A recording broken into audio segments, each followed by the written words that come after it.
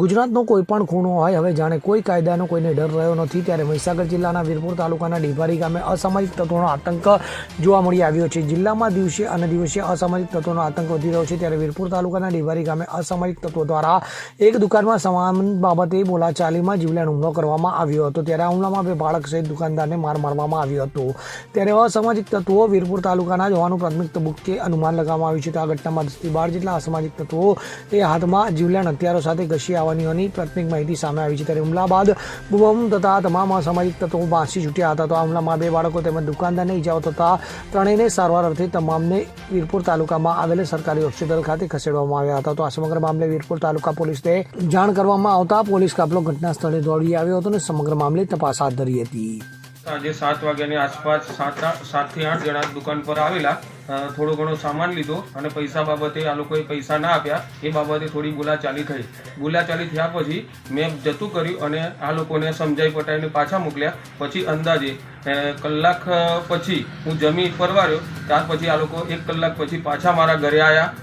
અંદાજે 10 થી 12 જણા હતા। મારા ભત્રીજાને પૂછ્યું કે તારા કાકા કઈ છે, એટલે હું ઘરમાં હતો। મને એણે બૂમ પાડી, કાકા કોઈ બોલાવે છે। હું બહાર નીકળ્યો, બહાર નીકળતાની સાથે આ લોકોએ મારી છોકરી મારી પાસે હતી, મારો ભત્રીજો મારા જોડે હતો।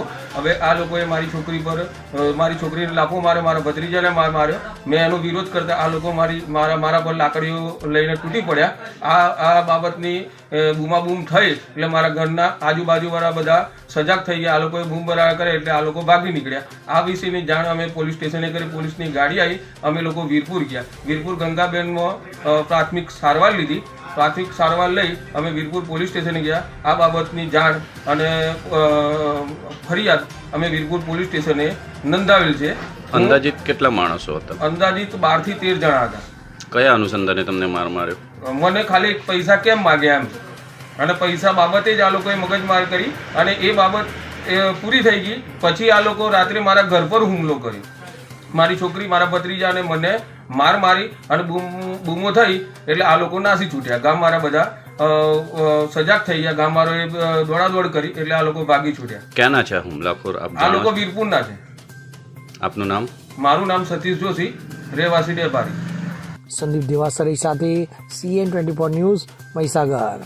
હવે જુઓ દેશ દુનિયાની તમામ ખબરો તમારી આંગળીના ટેરવે।